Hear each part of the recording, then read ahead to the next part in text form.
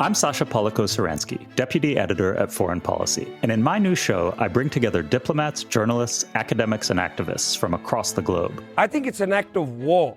Lots of countries go to war. And give them the chance to debate serious issues that really get to the heart of the world's biggest dilemmas. That's not true.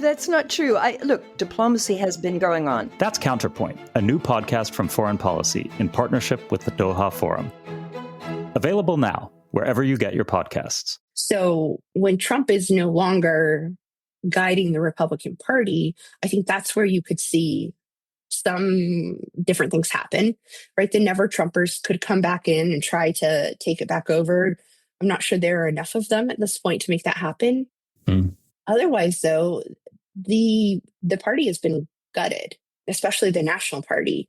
So it's going to be very difficult for the party to figure out how, as an organization, it can support other types of candidates who don't have this kind of cult of personality around them. And that is, I'm thinking here of the book How Democracies Die by Levitsky and Ziblatt. Yeah. That is bad as an outcome, right? Because one of the things that makes democracies die is when a key political party stops functioning as an organ of the democracy and starts functioning as an organ of a particular leader.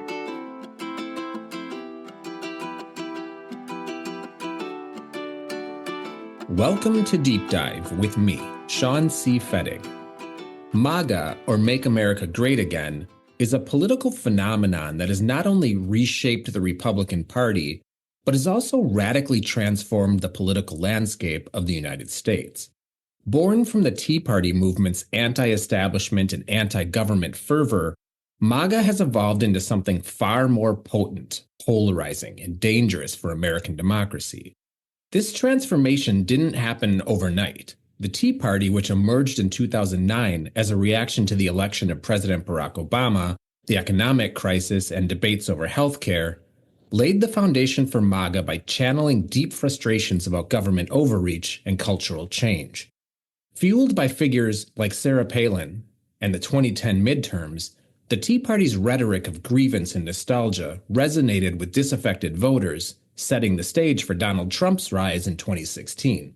And Trump didn't just adopt these grievances, he amplified them. His rallies became spectacles of defiance against the deep state, immigrants, and a changing America. MAGA evolved into a full-blown cult of personality, with Trump's unfiltered rhetoric and disregard for democratic norms becoming central to its identity. The Republican Party, once home to a spectrum of conservative thought, has since been subsumed by MAGA, purging moderates and elevating loyalists who adhere to Trump's vision.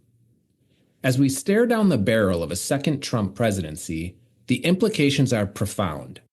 From demolishing the rule of law to dismantling democratic institutions, MAGA is no longer a fringe ideology.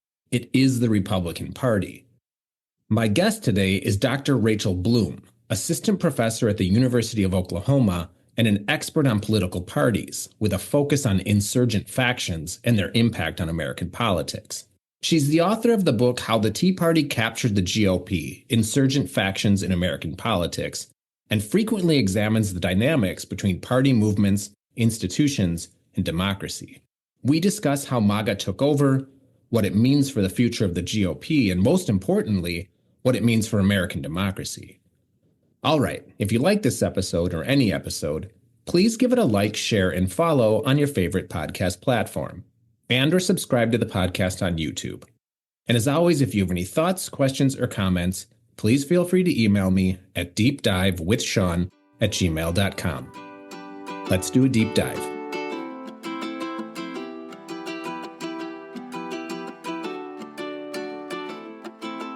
All right, Dr. Blum, thanks for being here. How are you? I'm good. Thanks for having me. Yeah, absolutely. So I've said this before. You may not know this, but I've said this before. And that is, since the election this year, I've been feeling that I don't understand America or Americans anymore. And I mean, fair, maybe I never did, but this just feels different. I never really understood some of the racism and homophobia, misogyny, nativism, populism that has underpinned some politics on the far right in past, but it always felt fringe enough to not worry me all that much. But now I feel like the fringe has kind of become the mainstream, and I'm really struggling with what this means for who we are as a country or as Americans and as people and where we're headed. And some of the things that I might have missed along the way. So I'm glad to have you here to help me maybe understand this a bit. So thanks for taking the time. Yeah, absolutely. I've been puzzling over many of the same things as you have. Oh, great. Well, we can puzzle through together. Perfect. Let's just start here, because I think to a lot of folks, and I would include myself here, the MAGA movement seems to have just come out of nowhere, and it's attributed pretty much universally to something spun out of whole cloth by Trump. But some of the stuff that underpins this, and I just mentioned this, but some of the things that underpin this movement, it really do have roots in certain corners of conservative politics that go back decades. Barry Goldwater and Pat Buchanan kind of immediately come to mind as some examples. But I think most recently, we could probably point to the Tea Party movement as being maybe a tipping point into MAGA, but I don't know if that's a fair assessment. So I'm wondering if you could explain how the Tea Party movement might or might not have laid the groundwork for the MAGA movement, how it's evolved. And then I guess in doing so, help me understand who the Tea Party is, who MAGA is, and if there's a distinction to be made here. Yeah, absolutely. And I'm glad you mentioned Barry Goldwater, because he was the first politician to run with Make America Great Again as his campaign slogan. So all of this has been in the water for quite some time, right? And if we wanted to trace it back even further, I mean, the nativist movements were going on well before the turn of the 20th century, right? So this is all kind of old, but it's also new. And I do think you're right that MAGA has at least some roots in the Tea Party. So the way I like to think about it is that the Tea Party changed the conversation. They changed what was acceptable to say, especially on the right, but of course that trickles into the mainstream. They changed who represented the Republican Party in state office and in Congress. And they changed kind of what you needed to say and do to run successfully, especially in Republican primaries. And some of the big things that they focused on, they were antecedents of Trump, or that really paved the way for him to be popular, were anti-establishment sentiments. They were extremely suspicious of any elite.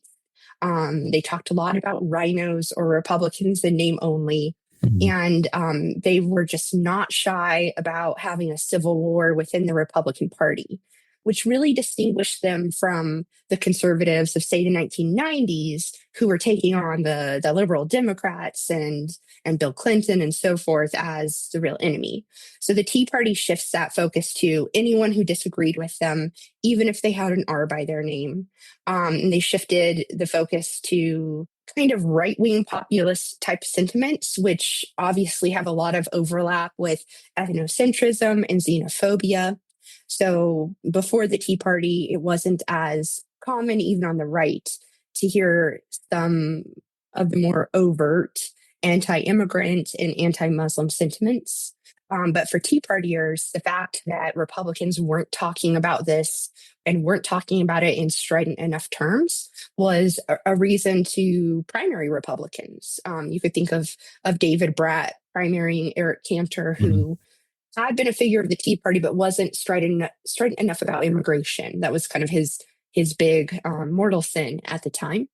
So by the time Donald Trump is running, he wasn't necessarily the candidate that the Tea Party sponsored or liked. They didn't really sponsor or endorse candidates. They were pretty decentralized. Some of them really liked Ted Cruz. But as soon as it became clear that Trump was the nominee, they started to find a lot of things to like about him. And I think the other thing that the Tea Party did that helped Trump was to secularize evangelicals. So evangelicals had been a big part of conservative politics since Reagan in the 1980s. But the Tea Party brought them into the fold, but they said, we aren't going to talk a lot about Christianity and Christian issues. We're going to phrase this in kind of different terms. And I think that made a lot of evangelicals more comfortable with this different kind of politics, and with having someone who was very much not from the Christian fold be a standard bearer. So there's something about these fringe elements, both on the far right and the far left, have existed since, the inception of the country, right? Since the inception of our democracy, since the inception of our system of governing. But there's always been this kind of general understanding that this is a fringe, and this is while they may be belligerent and they may be, disruptive, that they're kept in check by the moderate voices and the moderate figures in both parties, right?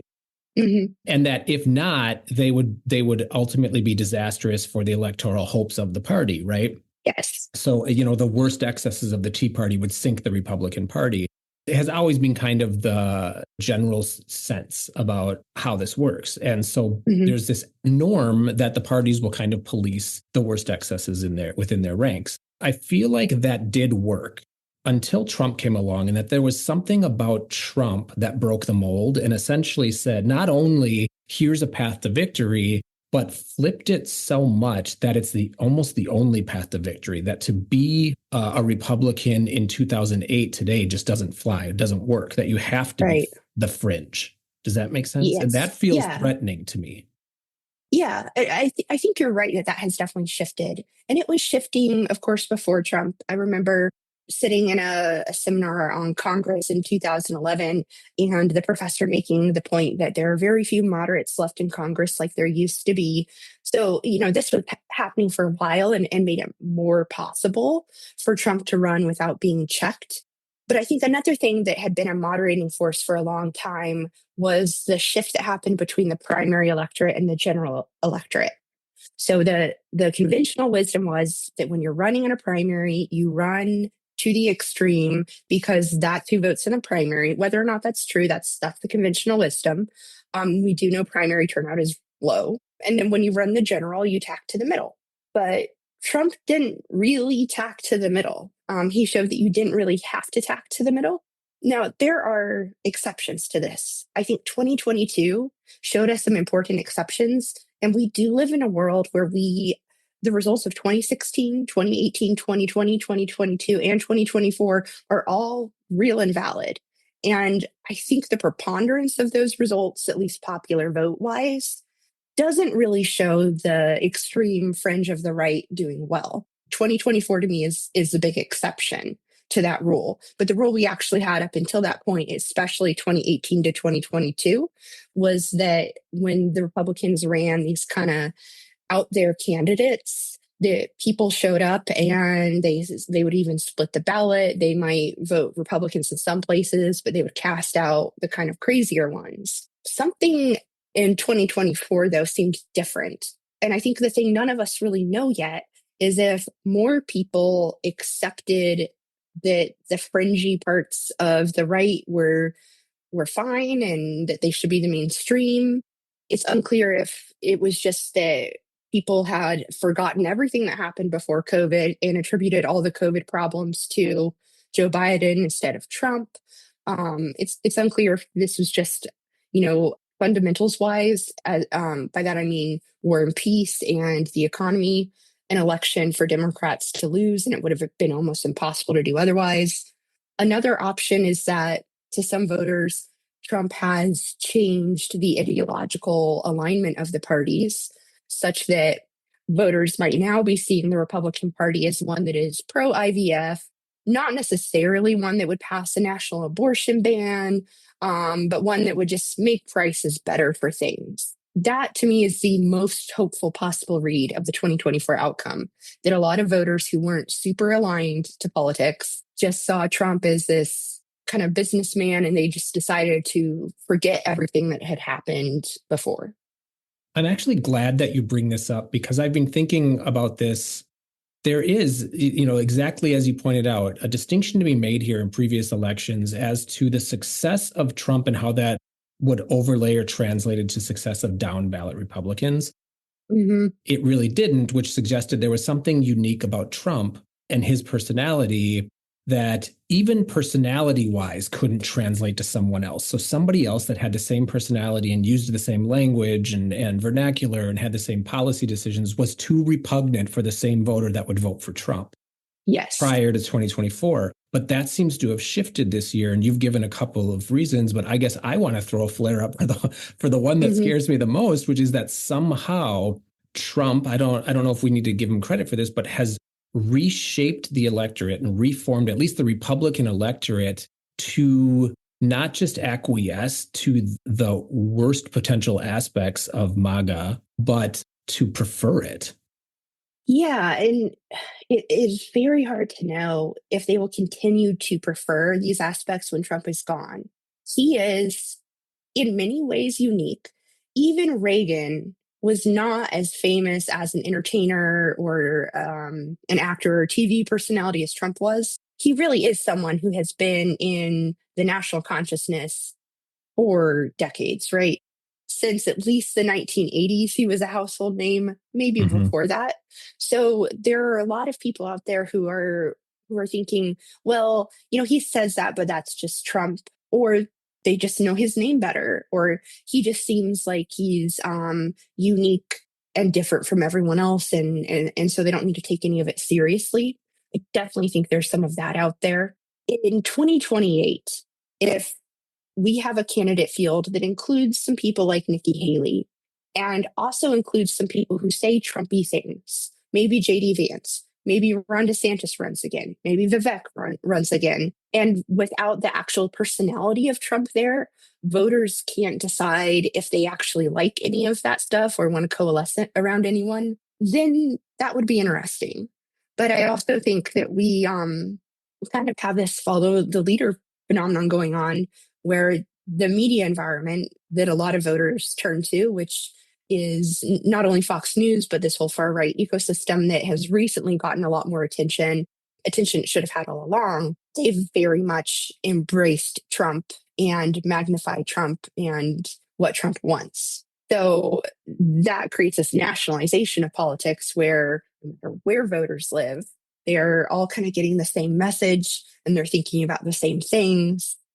And downstream, this could have an effect of people over time hearing these messages so many times that they just start to seem normal and accepted. And I think that's one of the big fears that I'm sure you have, I have, a lot of people have right now, is that somehow the shock factor with Trump seems to have dissipated. He said crazy things so many times that people were inoculated.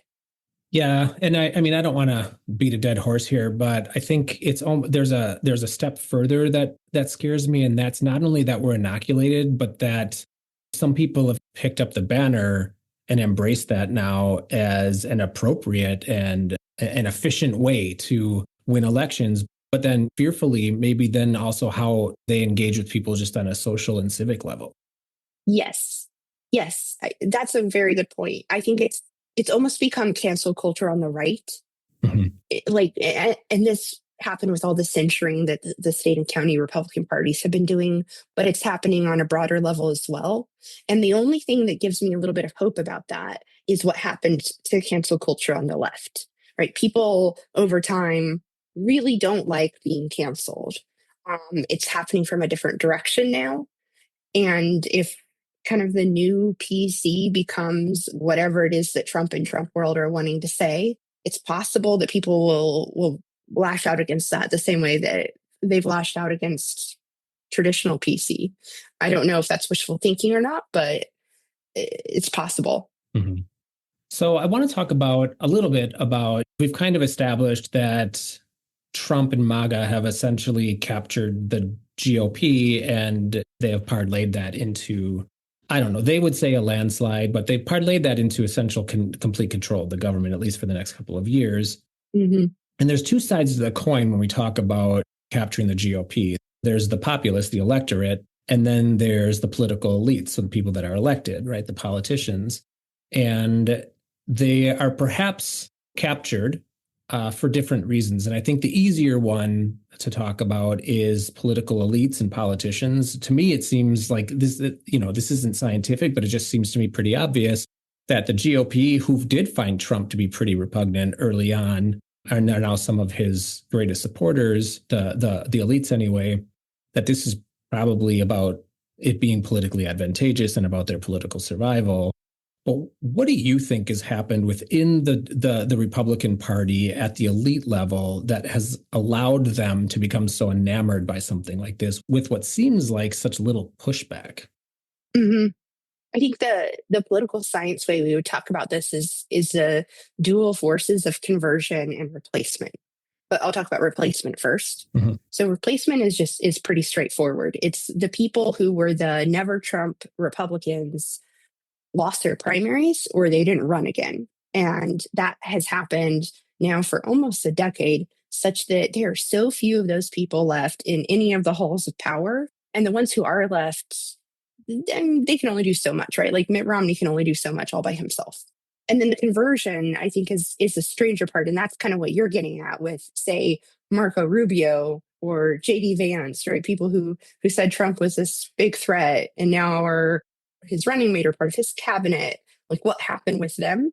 And that seems to me just like a very raw desire for power, which shouldn't be that surprising in politics. After all, politics is about power, but is nevertheless surprising because a lot of these people claimed to be principled ideologues who, had their own commitments. And now they're all in line to kiss the ring. Mhm. So I think both obviously have happened, but I actually think replacement has been the bigger force. If you look at the House or the Senate and you compare them to what they looked like in 2012 or even 2016, there has just been drastic turnover, the same at the state legislative level, such that the reigning majority of the Republican Party in both of those institutions are post-Trump people, meaning the core of the party is now post-Trump and supportive of Trump. Mhm. And the people who predated him and maybe oppose him are just so much fewer.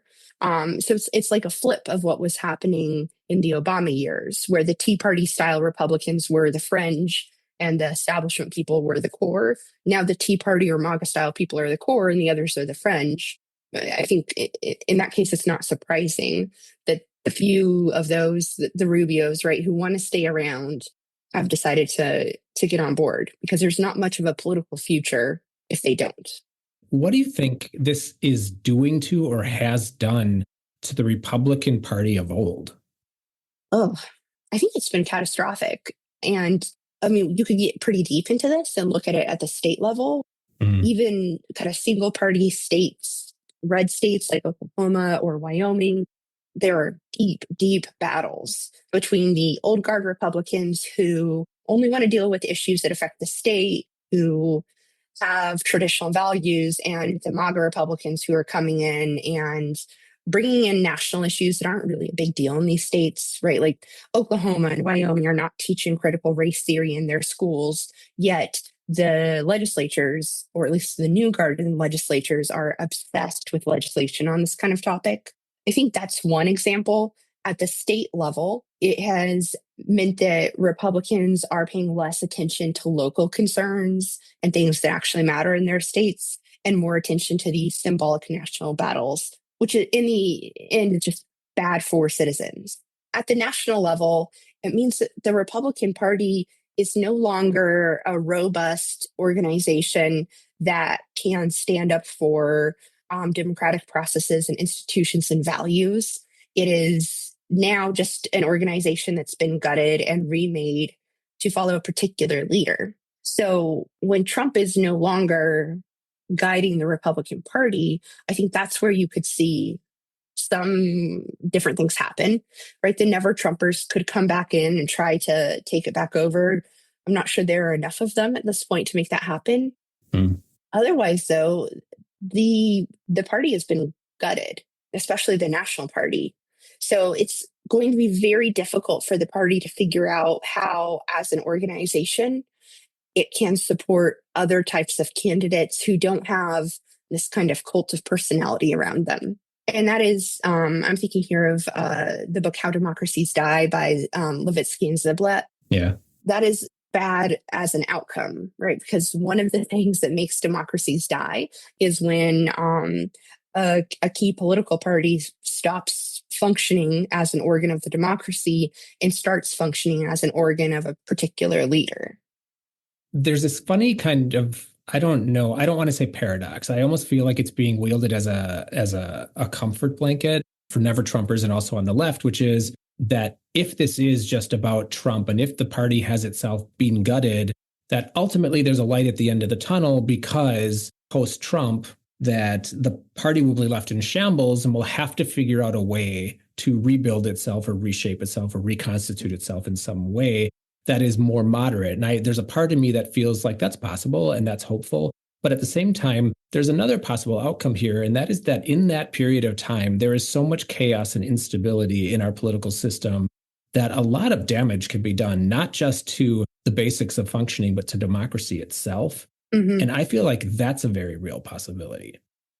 I agree with you. And I think that the idea of moderates doesn't really have a place here.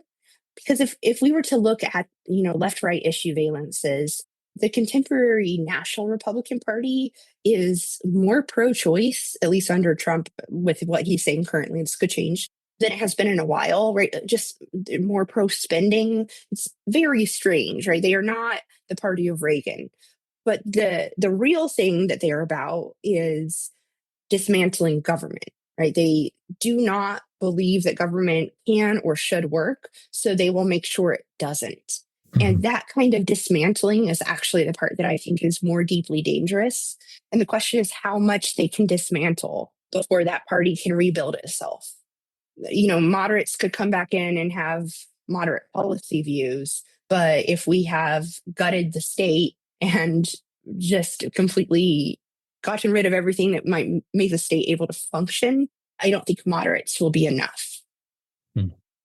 So let's talk about the other side of the equation here, the other side of the coin, which is the electorate. So one of the things that we've all probably watched happen, but I've watched happen, I live in a blue city in a blue state. So significant changes in just our neighborhoods is easy to see, right? Mm-hmm. So by way of example, in 2020, I have neighbors, typical Republican voters, but very adamantly, strongly against Trump. Mm-hmm. And this year, flying the flags to the point where now I'm like, okay, look, the guy won. You can take it down. Yes. Flying the flags and numerous signs and very, very supportive of Trump. And I can't put my finger on, maybe because I'm not in that bubble, but I cannot put my finger on what drives such a strong loyalty to Trump and MAGA in the electorate. Yeah. I mean, it is puzzling. And there are, the handful of Republicans who have gone the other way, over the last couple of years, have been more repulsed by him and then, went and voted for a third party person. It doesn't seem like there were that many of those, though. Mm-hmm. My explanation for the phenomenon of voters kind of getting more and more on board with him would be that winning feels good. And Trump seems like a path to victory. More so than they were used to. And I think especially if you looked at people in a blue state, not so used to seeing Republicans win, now they have this guy who seems to, at least if you believe him, never lose an election, or even if you don't believe him about that, definitely seems to be more successful than John McCain or Mitt Romney or, anyone else they can really remember since Bush. And it's easy when your side is winning to forgive a lot of sins. Mm. But I think you also see this with the way a lot of conservative Christians have gotten on board with Trump, right? They'll talk about him as this imperfect vessel, as the tip of God's spear, right? And all of this is just kind of a psychological mechanism whereby people decide that they want to like or believe in something, and then they shut their minds to anything that doesn't confirm that, and they will bend reality to try to make what they want to be true seem true. So this kind of like confirmation bias and all these other types of cognitive things that we know people are able to do to change reality in their minds to make it what they want it to be. And so I think a lot of that kind of confirmation bias, but also these kind of cognitive slippage devices are happening because what people really hate is the feeling of cognitive dissonance. And that would require someone to say, I want Republicans to win, but I don't like this guy. And, that's hard and uncomfortable to hold those kind of conflicting views in your head at the same time. And what we know from kind of decades of research in political psychology is that voters will do almost anything to avoid having that feeling. Let's spend a little bit of time talking about Democrats, because this isn't just a Republican-driven phenomenon. The Democrats' response to this, and also their own plans for the future of America, the future of American democracy, all play into this as well. And I remember thinking after the Dobbs decision that the immediate election following that was very beneficial to Democrats, but I had a uncomfortable feeling that this was more of a backlash to the Dobbs decision or the Republicans' position on abortion than it was anything proactive on the part of the Democrats, and wondering how long those coattails would extend, or how much they could capitalize on that, and for how long. And I feel like we have a bit of an answer, and that is to 2024. We don't know the exact story yet about 2024, but there is quite a bit of rumbling that the Democratic Party hasn't quite understood the economic landscape, especially downstream in like rural America, or maybe it's upstream. But it does make me wonder if you think that Democrats have dropped the ball here, or if there's significant things that somehow the Democratic Party has overlooked in addressing that MAGA and the Republican Party, by extension, have been able to capitalize on. So this is definitely part of the post-election narrative, right? That Democrats they missed something. The Bernie Sanders argument that they've let the working class go. Obviously, there are arguments that the Democrats have cared too much about identity politics or trans issues. And there might be a kernel of truth in each of these things. I mean, you can pick them apart.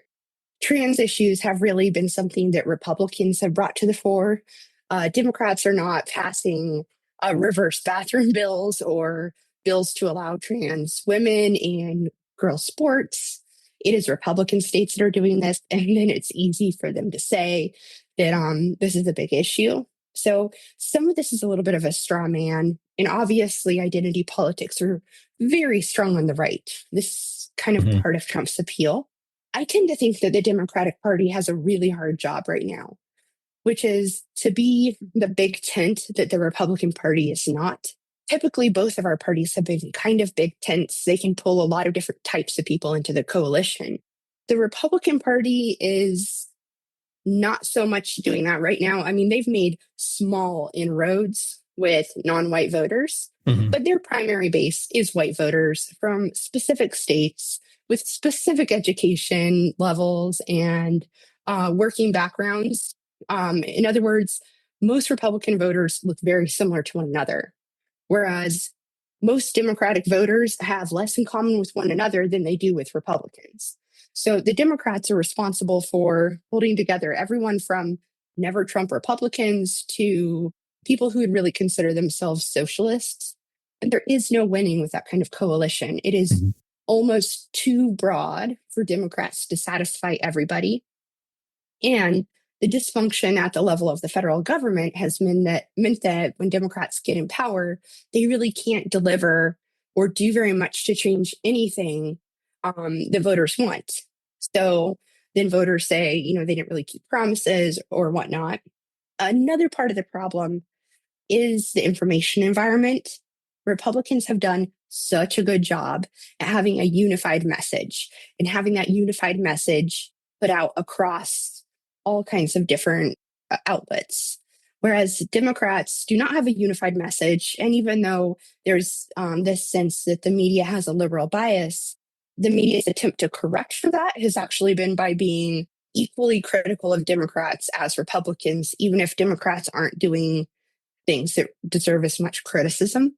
So it's created a difficult environment for Democrats to operate and legislate in. So I think these are all part of the problem. But at the end of the day, like, my explanation for what happened this last election is very much the political science explanation. There are a couple of things we look at to predict who's going to win. One of them is incumbent party in office. Another one of them is economic growth in the quarter before the election. Another one is whether wars are going on. And the fundamentals did not do the Democrats any favors. In fact, if COVID hadn't happened in 2020, right, we would have predicted a Trump victory. But because COVID happened, it kind of changed the fundamentals in that environment. And in this case, none of the fundamentals were really on Harris's side. So she could have talked more about a certain issue or less about another issue, or try to visit one group or another group. It wouldn't have made much of a difference. I think there's kind of a danger in pinning all this too much on identity politics, because the only way to make the argument that this is because the Democrats have spent too much time about identity politics is to then talk about the identity groups that were left out in the Democrats' pursuit of identity politics. In other words, it's really circular. So I think a Democratic Party that can win a national election is only 4 years in the past. It's possible if a few things have been different, it could have been the party this year. But I don't see the Democratic Party as being so deeply off base as some people are saying it is. I mean, its positions are very broad and minimal, and they kind of have to be unless the Republican Party were to somehow broaden the coalition that it has. Yeah, and I think we also overlook the importance of some of the structural design aspects of our system that just so benefit the Republican Party. Yes. At least right now, right? So like the gerrymandering and the redistricting in the Senate, the apportionment in the Senate. Even the Electoral College. Right. Yeah. So much is being made right now of the fact that Trump won the popular vote. But I think because he narrowly won the popular vote, that story overshadows the institutional design benefit that the Republican Party has. Exactly. Yes. Because if the Electoral College were proportional, this would have been a much different map. He might have still won, but it wouldn't be by nearly as much as he did. And he definitely went to one in 2016.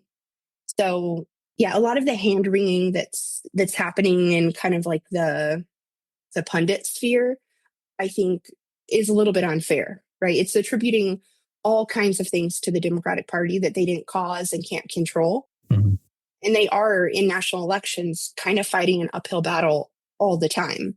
So when in years like 2020, when they can really get turnout high, that's when they can win. But it takes really an extraordinary amount of Democratic turnout to overcome the Republican structural victory. And the fact that they couldn't get an extraordinary amount of turnout 2 elections in a row is not that surprising, right? People get tired. That is a lot of work to keep doing every 4 years. So let's talk about one of the other narratives, and that is, and it's in the same vein as the conversation that we're having right now, and that is that Democrats over the past couple of decades especially have focused so much on identity-related politics that has created or generated a backlash within the electorate that the Republican Party, probably spawned by the MAGA movement, or at least most evident in the MAGA movement, has capitalized on. But they've capitalized it in such a way that the response is we see that coalition on the far right being responsible for things like January 6th, so some type of political violence, and also being responsible for heightened violent rhetoric. And what that makes it seem like is that in the United States, we can't have both parity or equality or equity and peace and stability as long as we have these really fringe elements on the right that are willing to raise the heat past tolerable standards. And I'm wondering if you've given thought to how we would thread that needle, or if that is just a component of our politics. That's such a hard one. I mean, I do think it is a bit of a false dichotomy, right? The option is not peace or inequality. And I think, again, we could look to 2020 as a counterexample of that, because what is happening in the world as you lead up to elections really does matter. And in 2020, we had the George Floyd and corresponding protests happening the summer before the election. And then anywhere where Trump could have a say or Republicans were in charge, they were kind of brutal crackdowns. And that fueled a different kind of engagement from the electorate. We have a different world that led into this election. People didn't feel good about economics. The progressives who were really energized by the George Floyd protests were instead de-energized by the situation in Gaza. That mattered a lot too. And it's not like the Democratic Party in 2024 was more pro-identity politics than it was in 2020. If anything, it had really dialed back, right? This is post-Me Too. We are not really talking a lot about police violence against Black people anymore. Kamala Harris did not play up any of the unique parts of her identity. her campaign was completely devoid of appeals to identity groups. So if people want to make the argument that identity politics are why Democrats lost, I think 2024 is kind of a weird example to use to show that identity politics can't win. I think it is much more variable than that. And then, of course, you have the part on the right about political violence. And I think that is scary in its own unique way that is completely independent from identity politics. There has been a history of political violence in our country on and off for a long time, but the kind of sense of partisan animosity is kind of new. We call this affective polarization, or in other words, like emotional polarization. And it is stronger on the right because of identity politics on the right, actually. So what has seemed to happen is that Republicans have multiple overlapping identities that are all important to them. And then being Republican becomes one of those identities as well. And this galvanizes them even more, such that they start thinking of anyone not like them as not only the other, but dangerous. And our surveys pick up on this in all kinds of ways. You know, you want to date someone of the other party, etc. But at its far extreme, this kind of dehumanization of anyone who doesn't fit in your identity groups is a really easy justification for violence. I guess my answer would be to kind of turn that on its head and say that identity politics on the right is one of the main causes of political violence on the right. So another narrative, at least since Trump came on the scene, one of the narratives, louder or quieter depending on the election, but is that Trump and MAGA posed threats to American democracy. So, the election is between democracy or authoritarianism. Biden really leaned into that as when he was running as a strategy. I think Kamala pulled back a little bit on that. But nonetheless, here we are, right? So Trump has won, MAGA movement has won, and we're 2 months away from the second inauguration of Trump. So I guess I want to ask, do you consider MAGA to be a threat to democracy? And if so, in what ways? And if not, why not? I definitely do. Although I fear that people have grown tired of hearing about that. Mm-hmm. I also think it's a reality that when we start talking about systems of government, that gets kind of academic pretty quickly. So whatever tolerance most people have for it, we've passed that threshold a long time ago. And that's assuming that people really have much of a sense of what we mean when we say democracy and authoritarianism, which I really don't think most people do. And, no fault on anyone who doesn't have a deep understanding of these concepts, right? Everyone has to specialize in and learn different things. So I understand why that argument didn't get as much traction this time and why maybe people didn't find it that persuasive. I have heard people who voted for Trump using justifications like, well, he said he was going to do all this stuff the first time and he didn't, so he's not going to do it this time. Maybe.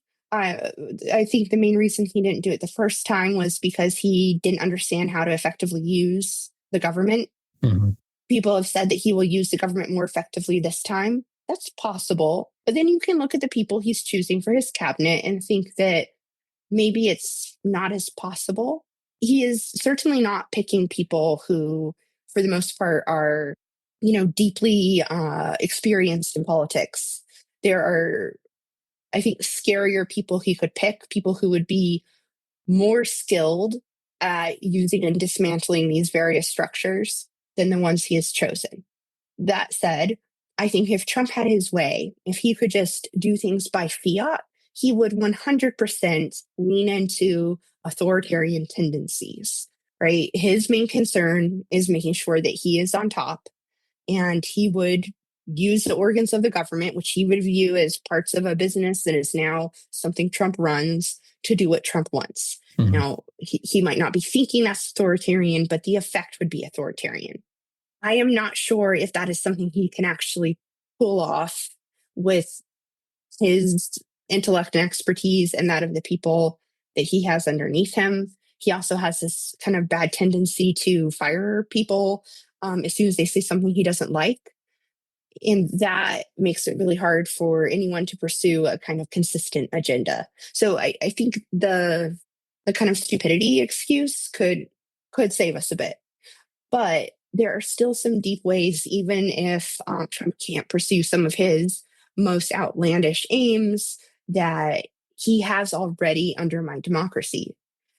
Obviously, the election integrity situation is a huge threat to democracy because for the longest time, we have said that free and fair elections are the bedrock of democracy. The United States, along with other countries, has spent a long time helping monitor elections in other countries, and that's how we decide how their democracies are doing.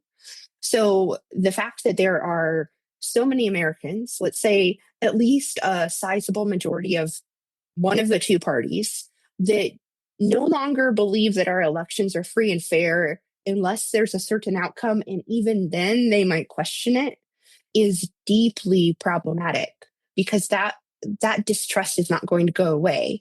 And that happened at a moment when Americans already had historically low trust of institutions. I think another way that our democracy could be deeply hurt by Trump is if he does manage to make some of these federal agencies work less well than they currently do. So he might not be able to fully abolish them, but part of the reason Americans don't trust government that much is that since the 1980s, starting with Reagan, there has been a big push to make government work less well in order to prove that government can't work. So if government does work less well, then this kind of just gives people who are against these institutions more grist for the mill. And then, the separation of powers is this whole other problematic situation that is bigger than Trump, right? The supermajority on the Supreme Court right now is beyond Trump. And it's really unclear how institutionally minded they are. In other words, how much they care about preserving a view of the court as an independent institution from politics versus how much they care about pursuing conservative political aims. It's also not clear to me if Congress is going to check the presidency the way it was meant to. So the whole idea was that these branches would check one another because ambition would check ambition. So members of Congress would be jealous of their authority and wouldn't want the president to take it. But right now, the way that the party system is structured, it's not so much a three-way tug-of-war between the branches as a two-way tug-of-war between the parties. So this is also deeply problematic. I think the one potential saving grace is actually the federal system. So in a world where there were insane power grabs at the federal level, there are multiple states that have economies larger than many countries that could stand up to the federal government. This isn't something they've had to do for a long time, but it's possible. I think that is one of the few fail-safes built into the American system that is still standing. So given the fact that you've researched this, you have expertise in this, I think you have a longer view and a depth of knowledge that might give you some context that allows you to see patterns in the noise in ways that the rest of us don't. And so in that context, then I guess I'm wondering where you think the GOP, the zombified GOP directed by MAGA at least, where they might be headed in the next decade and what that might mean, or maybe just moving forward, the implications that this could have for not just the GOP, but for our politics and the country as a whole. Yeah, I do spend a lot of time thinking about this and trying to figure out if there are historical parallels because, we've had times before where parties wax and wane in our system. We haven't had as much of a time when a party was truly beholden to one figure, although I think you could say that the Republicans with Teddy Roosevelt it was similar but not the same, right? That party ended up fracturing when Teddy Roosevelt decided he actually did want to run again. This is how Woodrow Wilson got in the White House. And you could think about the Democrats with FDR. They spent decades kind of living on that legacy. But our parties today are fundamentally different than the parties were then. Without getting too much into the weeds, state level parties and party organizations have so much less power than they did before the 1970s. And there's been a worldwide push for more intra-party democracy, right? People are more suspicious than they've ever been of the role of political parties. So the kind of popular push would actually be for less elite control of a Republican Party, which who knows what direction that would go in. Another thing that's changed about our parties is kind of the issue space they occupy across the Western world. Parties have become cartelized, meaning there are very few issues that are actually on the table for debate, and so many other issues where there's been some kind of consensus and there's been an agreement not to talk much about it. Now, that is kind of changing right now because many of those areas of consensus are things that Trump is attacking, like the idea that free trade is good, or the idea that international alliances are important to our national security. So things like that. But the parties today are fundamentally different than they ever have been before. There's just much less direction from the top and much less public trust in them. So what I really could see happening is more of a crisis for the parties, and especially for the Republican Party. And out of that, we would get possibly a different party system. I don't think we would get more parties. That has never actually happened anytime we've had this crisis in the US. But we would get parties that have different members of their coalition and operate along different axes. That doesn't necessarily mean they'd be better, right? It just means they'd be different. So whatever the Republican Party is going to look like after this, we can't think it's going to look like the party of John McCain or Mitt Romney, because the Democratic Party also doesn't look like the party of Bill Clinton or Barack Obama. They are going to fundamentally change. We also can't rule out something that has kind of changed parties throughout history, which is these exogenous historical shocks. The trajectory of both parties was fundamentally changed in 2008 and 2020 by things no one thought were going to happen. We don't know what else will happen and how else that will change things. Again, that could be good and that could be bad. We don't know how people will respond to crisis. But there's, to me, looking forward, just so much uncertainty. Like that's the one thing I'm sure of, that this is not going to be repeating anything that we have necessarily seen in American history before. We are definitely entering, I think, a new party period, or more of a realignment. All right, final question. You ready for it? Mm-hmm. What's something interesting you've been reading, watching, listening to, or doing lately? And it doesn't have to be related to this topic, but it can be. I recently finished the book, and find the name of it. It's about the Great Migration. It's called The Warmth of Other Suns by Isabel Wilkerson. And it's a fictional book, but she did kind of academic level field work for this book and talked to so many people who had migrated out of the Jim Crow South between World War I and the 1970s. I'd always known that a great migration had happened, but I was not aware of its depth or its patterns or how it reshaped the North. So I would highly recommend that book for anyone who's interested in how America became what it is today, and especially in what shaped the contemporary politics of Black Americans. And in terms of what I've been watching, I don't know, I just finished the short Netflix docuseries on Simone Biles, which very fun if you're into gymnastics like I am. Would you recommend it? Yes, I would.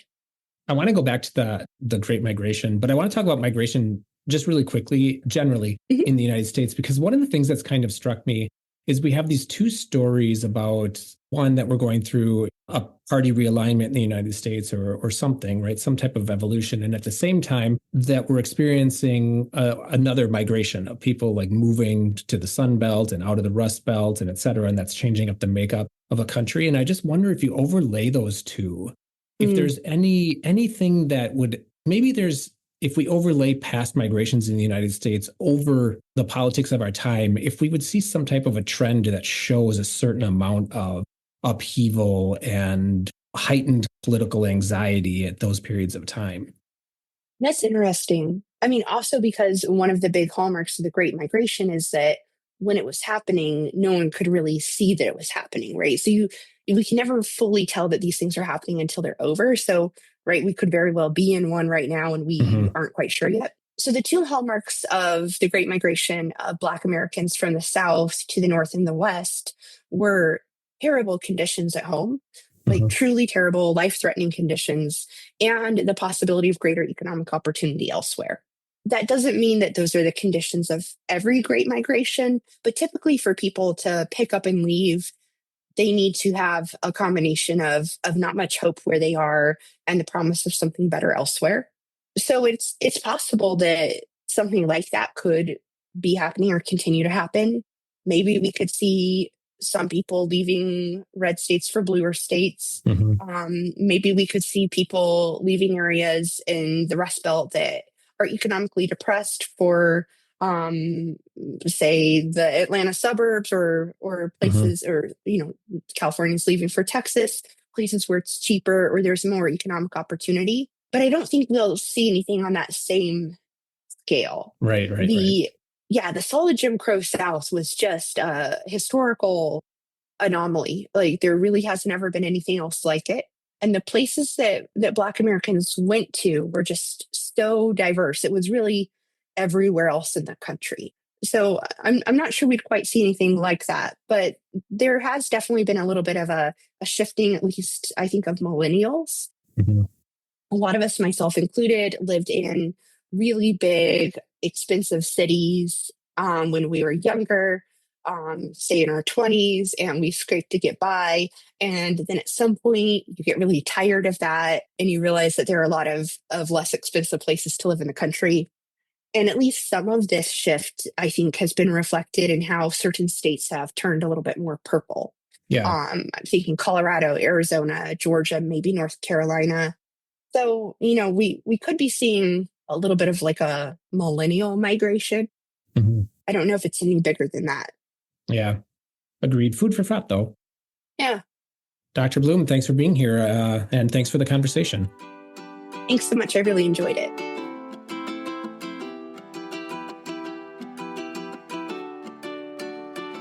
It's clear that the MAGA movement has fundamentally altered the landscape of the Republican Party and the nation as a whole. While populist movements can highlight legitimate grievances, the MAGA approach often prioritizes divisive rhetoric over constructive solutions, with a single-minded focus on reshaping American cultural, social, economic, and political life in ways that could dismantle American democracy. Democracy thrives on diverse voices, respectful debate, and a commitment to facts and constitutional principles. It's crucial that we, as citizens, engage critically with political movements and prioritize policies that unite rather than divide us. The strength of American democracy lies in its ability to evolve and improve through inclusive dialogue and participation. A second Trump presidency poses a real threat to democracy and human rights in the United States and around the world, creating an urgent need for action. Trump's campaign promises and the policies outlined in Project 2025 signal a potential dismantling of democratic institutions and a severe erosion of civil liberties. The urgency is compounded by the fact that Trump and his allies have learned from his first term and are better prepared to implement their agenda swiftly. So this creates a critical need for immediate action from civil society organizations, legal institutions, and us, concerned citizens, to safeguard democratic values and human rights. As demoralized as we may be in this moment and over the next 4 years, we need to continue to advocate for a political discourse and a political behavior that values truth, respects democratic institutions, and works to address the concerns of all Americans. That's our homework over the next few years. All right, check back next week for another episode of Deep Dive. Chat soon, folks.